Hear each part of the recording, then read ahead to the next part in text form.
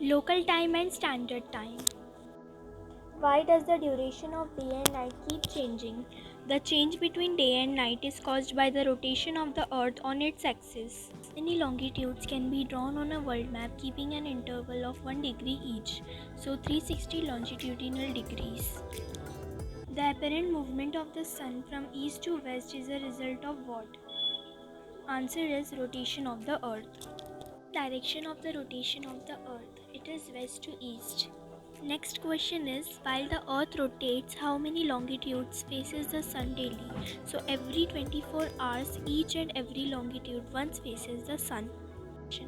At which longitude does the date change? So at 180 degree longitude. So how was time measured in olden days? So by the usage of shadow clock or sundial, time was measured in olden days. Last question. In present times, what are the instruments used for time measurement? Clocks and watches. We get up early in the morning, we brush our teeth and we take a bath.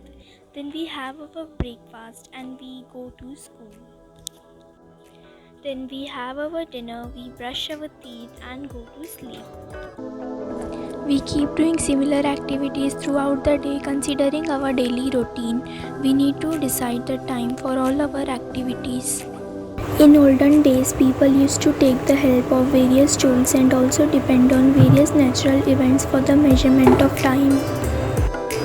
On the basis of observation and experience, they divided the day into the following parts: from sunrise to sunset, daytime, and from sunset to the next sunrise, nighttime. A whole day meant the duration from one sunrise to the next. Earlier natural events and instruments like Khatika Patra, sand timer, etc. were used to tell the time. The earth takes 24 hours, that is one day, to complete one rotation. Consider the direction where the sun rises to be the east, thus the earth rotates from west to east. As a result, we experience sunrise, noon, sunset and midnight. During rotation, the longitudes in the western part face the sun gradually, while those in the east experience darkness.